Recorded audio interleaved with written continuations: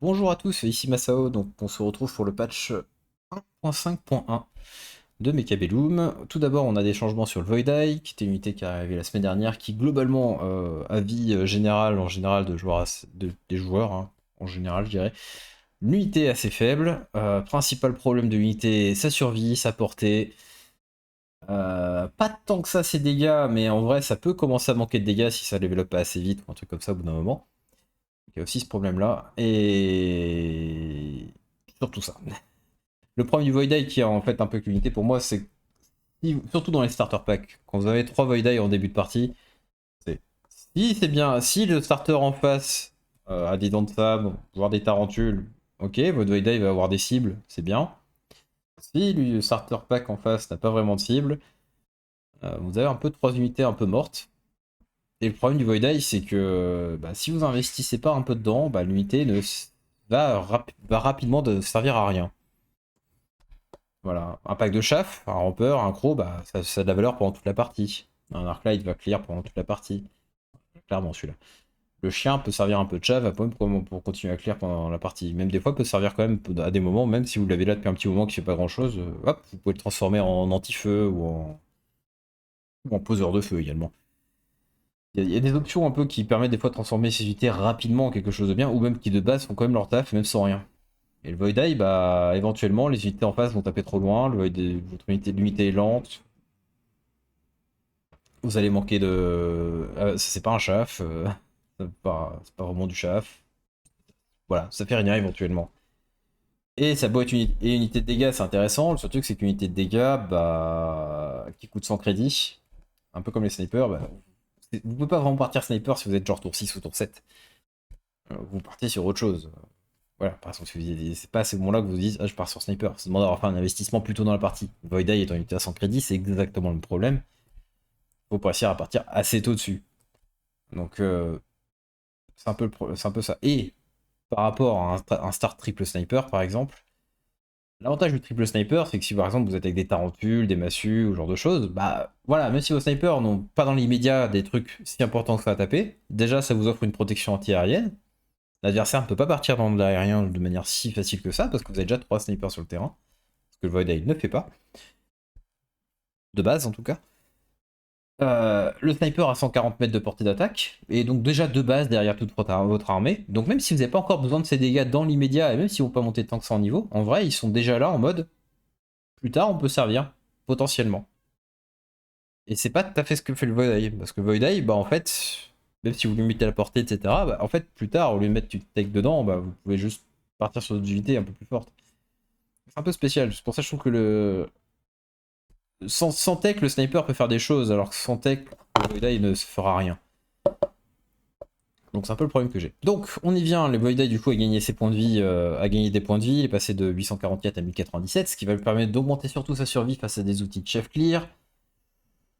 C'est un changement qui je pense est intéressant. Ça rend aussi sa technologie énergie, enfin le vol de ville, hein, qui donne 60% de points de vie en plus forte.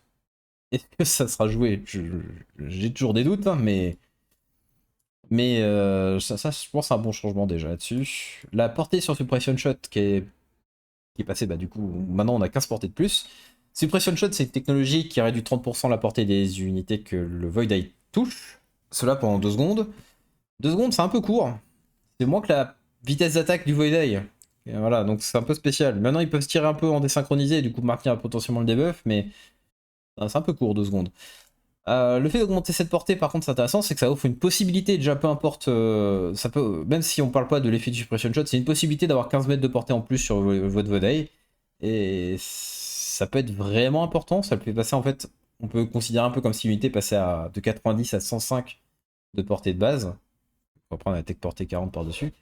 Ce qui fait qu'il tape plus loin qu'une forteresse de 5 mètres seulement, hein, mais plus loin qu'un scorpion de 5 mètres, plus loin qu'un dent de sable de 10 mètres. Enfin, toutes les unités à 95 de 10 mètres plus loin.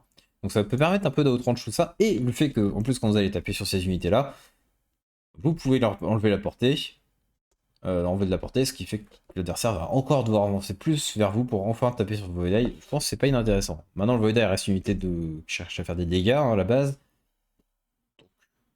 Des buffs, un truc que vous êtes en train de tabasser, donc potentiellement tuer. C'est pas si important que ça, mais il y a quand même des situations où ça le reste. Hein. Quand on va avoir vraiment un très gros truc à taper, hein, ça peut être intéressant. Le mode aérien qui a été nerfé en soi, hein, payer 50 coups en 50 de crédit en plus, j'avoue, je sais pas trop pourquoi. Je sais que l'unité, je pense que c'est une technologie qui est un peu trop jouée en général. Des fois, je la vois trop. Je pense pas super. Ça dépend de quel niveau, mais j'ai un peu trop vu, j'ai l'impression, à prise pour pas grand chose. Pour moi, c'est pas une tech exceptionnelle sur le Void Eye. Enfin, c'est pas une mauvaise tech quand même. Mais c'est plus une technologie, je trouve, de réponse. Et je la vois trop jouer, j'ai l'impression, de manière où les gens les mettent en mode aérien et tu te poses la question, oui, mais pourquoi en fait? Je sais pas, si l'adversaire met des Vulcains et puis il commence à bien clear votre sol et vous voulez protéger votre Void Eye de ça, pourquoi pas, voilà, vous les mettez en l'air, hop, ça les protège des Vulcains. Ou si votre adversaire commence à faire une transition, à mettre plein de spectres et tout, et bah là, vous les mettez aériens pour tuer les spectres. Donc ça se comprend. Mais je trouve que mettre les Void Eye en mode aérien pour juste les mettre en Void aérien, bah, c'est un peu gâché, je trouve. Ouais. Autant. Je préfère mettre portée, je préfère mettre Charshot avant dans ce cas-là, en général. En vrai, je préfère ne pas avoir les mettre en l'air, hein. C'est un peu ça l'idée. C'est pas une mauvaise tech, hein, c'est juste que ça prise trop souvent, je les prends en première tech, c'est surtout ça qui me gêne. La Tarentule qui se retrouve à être nerfée de 5% au niveau de ses points de vie. Le principal changement que ça fait dans les tout premiers tours, hein, c'est que ça va prendre genre une ou deux attaques de Sedge en plus, 2 à 3 attaques Darklight en plus, par exemple, pour mourir. Je vais pas regarder pour un sniper si ça change quelque chose. Peut-être un tir de moins, hein. C'est pas sûr. Faudra que je regarde les breakpoints. Mais globalement, la Tarentule est quand même une unité qui est assez forte dans les positionnements agressifs. Tarentule Phoenix, par exemple, voilà, est une proposition qui est assez forte, tout court. Euh, des meilleurs compos semi-aggro, on va dire, mid-range en général. Enfin, c'est un nerf que, ok, c'est pas un énorme changement non plus, hein. Ça va pas changer le fait qu'un dent de sable tue toujours en 2 coups la Tarentule, ça va pas changer le fait que la Tarentule clear un certain niveau, ça la rend juste un peu moins solide. Pourquoi pas. Le Phoenix qui perd 3% de points de vie et 3% de dégâts. Alors les 3% de points de vie, je vous avoue, je ne sais pas du tout là où ça a vraiment d'impact. Hein, parce qu'on perd que 44 points de vie, ça change rien sur le missile à 3000 dégâts si votre Phoenix est niveau 2 et que vous avez un peu de points de vie bonus sur la tour ou aérien spécialiste. Il va quand même survivre. Donc, ça change vraiment pas grand chose. Allez, c'est 2 attaques de Mustang en moins. Peut-être, voilà. Peut-être une, selon à quel point les breakpoints se faisaient. Voilà. Et on perd un peu de dégâts d'attaque. Pas beaucoup, hein, c'est vraiment très minime. Mais je pense que ça va dans le bon sens, parce que le Phoenix, c'est quand même une unité qui était vraiment forte. Et en soi, le Void Eye était très comparé, pas mal comparé par exemple au Phoenix. Pourquoi est-ce que je partirais Void Eye alors que je peux partir Phoenix? Voilà, si on nerf le Phoenix, ça va forcément rendre les autres options de dégâts plus intéressantes. Que ce soit Dent de Sabre, que ce soit Void Eye, que ce soit plein d'autres options. Mais le Phoenix, c'était souvent une option qu'on trouve assez souvent. Stormcaller, la Exposite qui passe de 200 à 100 crédits. C'est pas une unité que je joue beaucoup, Storm, parce que je joue souvent agressif, mais je pense que je vais remettre du coup Explosive sur ma barre. Perso. C'est pas une mauvaise techno, hein. Le Explosive des Stormcaller, on nerf de 50% les dégâts du Stormcaller quand même, je reprécise. Mais ça offre vraiment beaucoup de dégâts de zone, ça rend bien contre les crocs. C'est pas vraiment un nerf au cas où si vous tapez dans des sledges. Enfin, c'est même pas un nerf, c'est un micro buff dans ce cas-là. Vous avez plus de dégâts de zone, des plus grosses zones, donc vous touchez plus facilement. Donc même pour l'utilité médium, c'est pas si mal que ça. Enfin, c'est pas. Dans ce cas-là, vous êtes à peu près égal, on va dire. Mais là où le problème de l'explosif, c'est plutôt que quand vous tapez dans les boucliers, vous faites littéralement moitié moins de dégâts, hein, c'est un peu le problème. Mais sinon, c'est un bon truc de clear. Et si je me trompe pas, ça coûtait déjà 100 à une époque. Je pense que c'est bien, je pense que c'est un bon changement. On a rarement envie d'investir des fois trop dans les techs des Stormcaller. Mais là, ça coûte tellement peu cher. Il y a moins que c'est vraiment pas mal quand même à prendre. Fang, l'armor piercing qui passe de 250 à 150. Bon bah si vous voulez jouer Carry Fang, c'est un peu plus facile. Avec Carry Fang version non Ignite, hein, vraiment full carry, dégâts et tout. Pour avoir des niveaux dans les Fang et tout. Très bien. Bonne chance. Voilà, bonne chance, parce que ça reste quand même la troisième tech dans Carry Fang, hein, de base. Donc en général vous finissez les games avec 2 techs. Voilà. Bon, bonne chance, bonne chance. Je pense que ça changera rien. Sword Mechanical Rage qui baisse de 50 en crédit. Ok, très bien.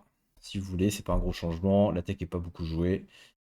On préfère les trucs de spawn en général, que ce soit Replicate, Make Div ou l'armure, qui est pas un truc de spawn, hein, mais la tankiness c'est bien.